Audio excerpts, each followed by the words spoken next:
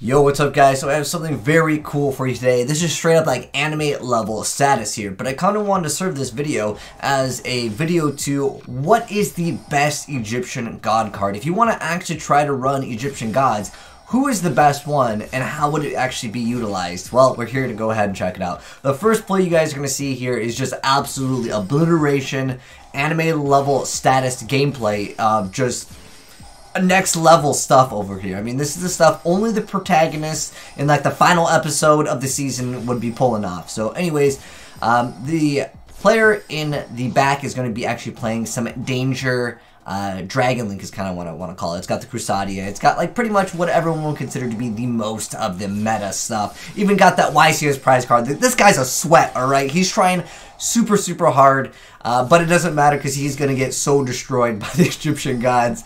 Anyways, you guys are going to see some decent resynchroning up, getting some cards, and some of you guys might be already sensing what this cheese is, but it doesn't matter. We're winning multiple ways here, okay? And we're going to pull off a fan favorite card. This is probably one of the best duels that I've seen in 2019 for as far as what can you make turn one, right? There's no competition here. He's absolutely destroying his opponent. His opponent doesn't get to Yugioh, but it's okay because this deck, when it knocks a card out of your hand and then ends up making a Polosa as well as just make it so you can't search, like his whole goal is to make it so that his opponent can't play either. So we've got a shooting Quasar Dragon up on the board, and in addition to that, we're going to go ahead and get out a Cypher the Sky Dragon with 6,000 attack. I mean, you can't ask for more. Plus, hold on, it's not over. Before you guys think, okay, you know, he's got game, right? Oh, no, it gets much worse, dude. Okay, so if you guys don't know what cheese is about to happen, you're about to see it right now. Cypher's going to go ahead and just get rid of whatever is summoned, because anything under 2,000 is just getting melted. But he also summons Protector of the Sanctuary and Disturbance Strategy over here,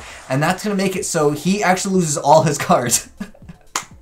Hopefully you guys enjoyed that insane replay, but wait guys, there's more. But if you enjoyed it so far, you'll drop a like on this video. I got some more plays for you, because I know Needle Fiber was using before someone says, well, you only can pull it off with Needle Fiber.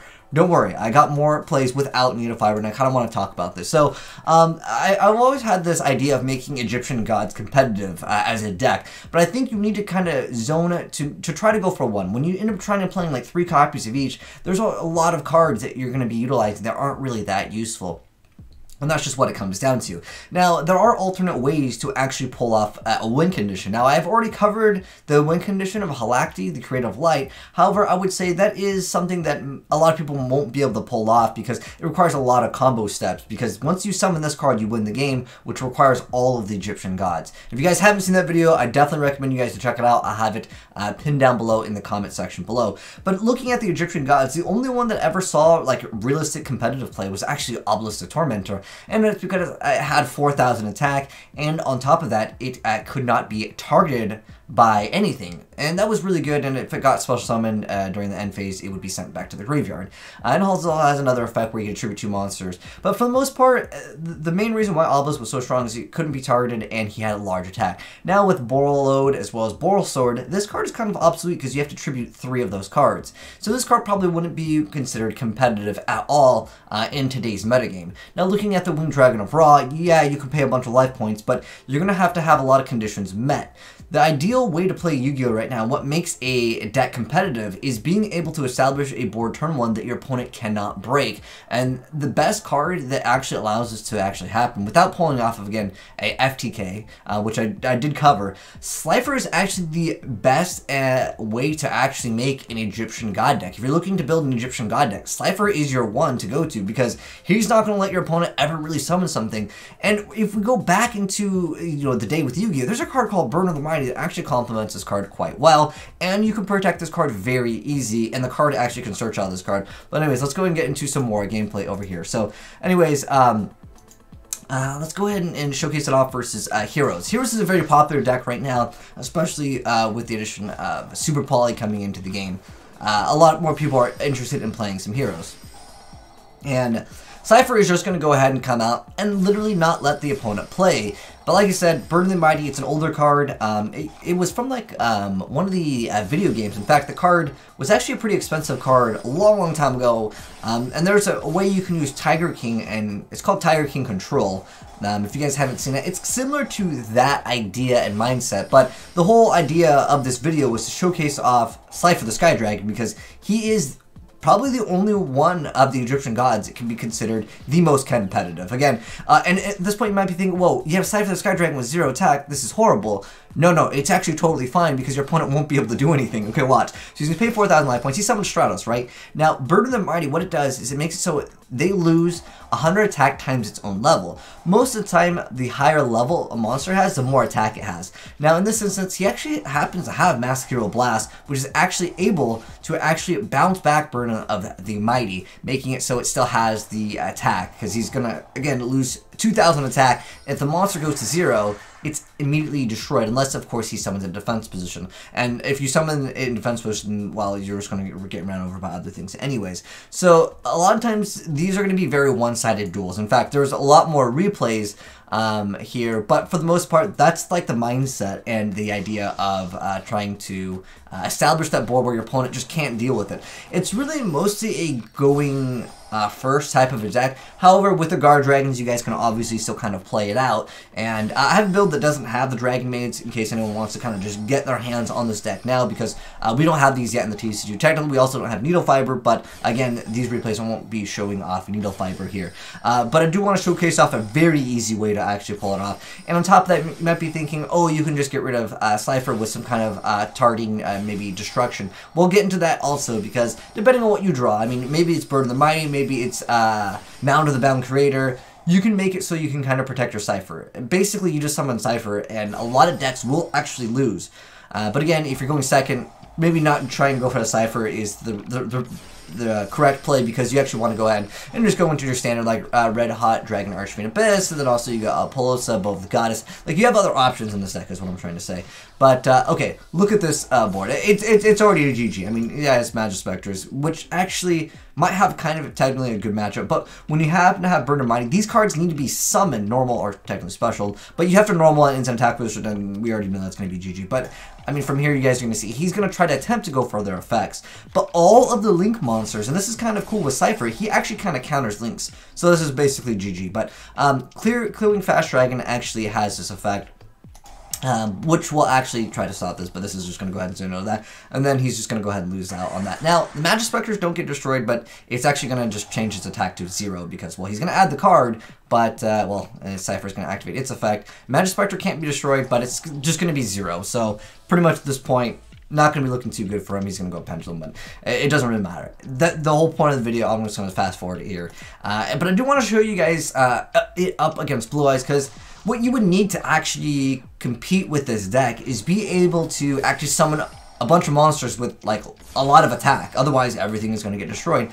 And I would say Blue Eyes probably has the best potential out of that, simply because, well, they happen to have alternative White Dragon. They also have a lot of support that just lets them summon Blue Eyes. But we'll have to go ahead and check out the gameplay over here and see what happens. So this is going to be another standard first turn of Cypher to see Mound of the Bound Creator, which is the card I want to talk about in the next replay. But again, I'm definitely a fan of seeing interesting things in Yu-Gi-Oh! Even though, like, guard dragons have been shown off, I like the idea of utilizing an Egyptian God, which is technically what we showcased off as an FTK deck, but now we're trying to make it more of a control-based deck. There we see card advance, then glow up, open, and summon itself, and then we're going to go ahead and our turn. So the guy in the back, he's going to go ahead and set White Stone of the Ancients. Fortunately, not too great of a hand. But this deck, while it can technically pull off OTKs, when you go for Cypher, usually you're kind of limiting yourself on how much damage you can put on board. But we still happen to have our opponent still in the game. He's going to go ahead and move this to defense position. So he's got Blue Eyes in defense. We're going to go ahead and actually make a Polosa here.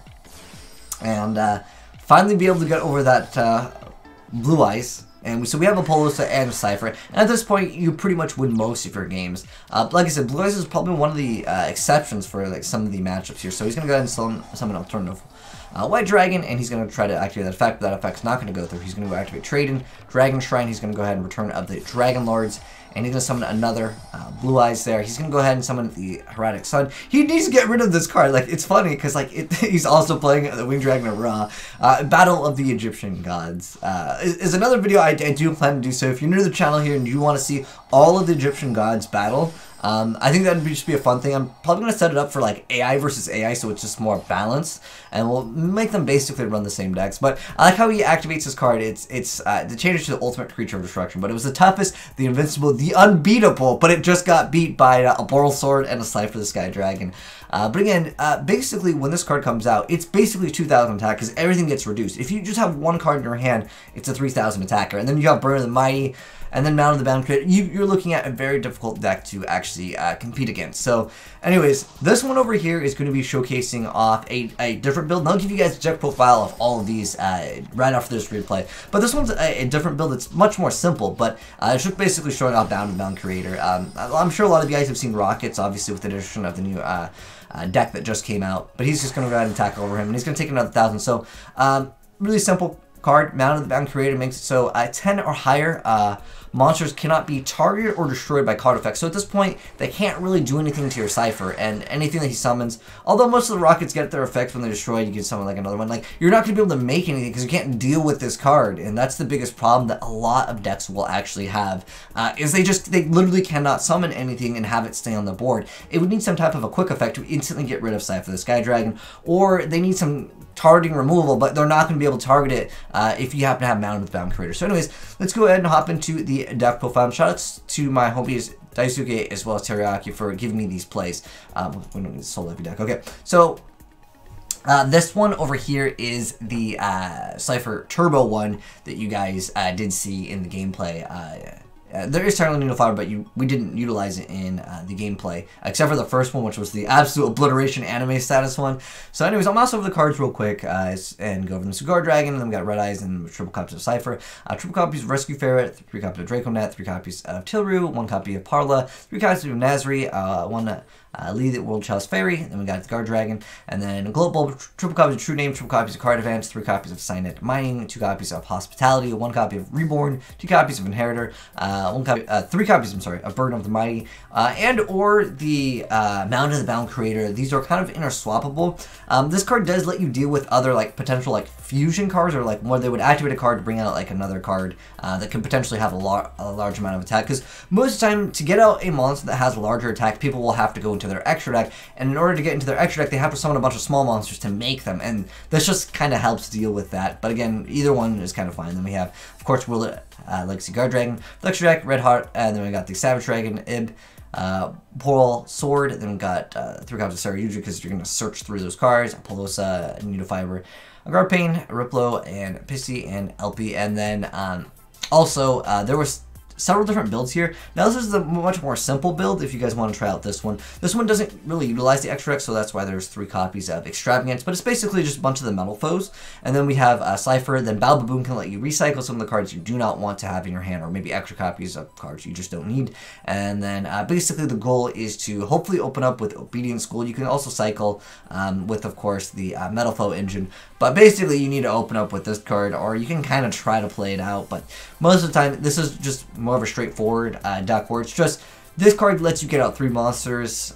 You can alternatively play other archetypes that let you just special summon, but you're not going to have Cypher gain a bunch of attack. This is probably the only one card that lets you special summon like 3 monsters for really like super free. The only restriction is you cannot special summon for the rest of the except for beast monsters, but you're just going to summon Cypher and then just throw in that Mound of Bound Creator, and then that's pretty much GG for a lot of different decks. And then the ultimate one, which the one with the Disturbance strategy, this one's a little bit more cheesy because it does require like desynchro, resynchro, and you're going to be drawing a lot of cards to actually pull it off. So you got to have heart of the cards to pull this one off. But I think this one was definitely the coolest. It's just absolute destruction. This one is playing the double Galaxy Serpents. We got 6 vanillas here. And we got Red Eyes, Cypher. And then we got Zephyros, Protector of the Sanctuary, Rescue Ferret, Draconet, Birdman, Doppel, Warrior, and then we got the Lee, Guard Dragon, Tuning Wire, Globe Bulb, 1-for-1, Desynchro, and then True Name, Card Advance, Signet Mining, Monster Reborn, Tri-Rite, World Legacy Inheritor, the World Legacy Guard Dragon, of course, Disturbance Strategy, and Call of the Haunted to bring back your Protector of the Sanctuary. And then for the extra deck, this one does run Link Spider, and then the difference was Stardust Charge Warrior, and of course, it was just too cool to see Quasar plus a God monster on the first turn, and then also wiping their entire hand. Just absolutely dirty. But anyways, hope you guys enjoyed the gameplay as well as the deck profile for this. But I'm curious to how you guys think, is there any other ways to play Slifer? Because I would say that is the best Egyptian God card in the game right now to actually try to win games. If you had to make a deck, or you had to pick an Egyptian God to revolve your deck around, which one would you guys choose? I think most people would agree Slifer is the only one, because again, an Obelisk turn 1 doesn't really do anything, because there's so many cards in the extra deck that just instantly just run over a 4,000 attacker. Even you could Ninjutsu it, because non-targeting destruction or removal is a thing in Yu-Gi-Oh! And then on top of that, well, going for a Winged Dragon or Raw turn 1 is absolutely a terrible idea as well. So Slifer is probably our go-to boy. But anyways, thanks for watching, guys. Hope you enjoyed the video. If you did, drop a like on it. If you're new here, hit the subscribe button, turn on the bell if you'd like to see more new crazy Yu-Gi-Oh! Content and more Egyptian gods to come. And also, the new Yu-Gi-Oh! Game is coming out. I'll be giving you guys a lot of gameplay of that very soon. The Legacy of the Duelist Link Evolution for the Switch. But anyways, thanks for watching, guys. Have a good one. I'm signing out. Peace.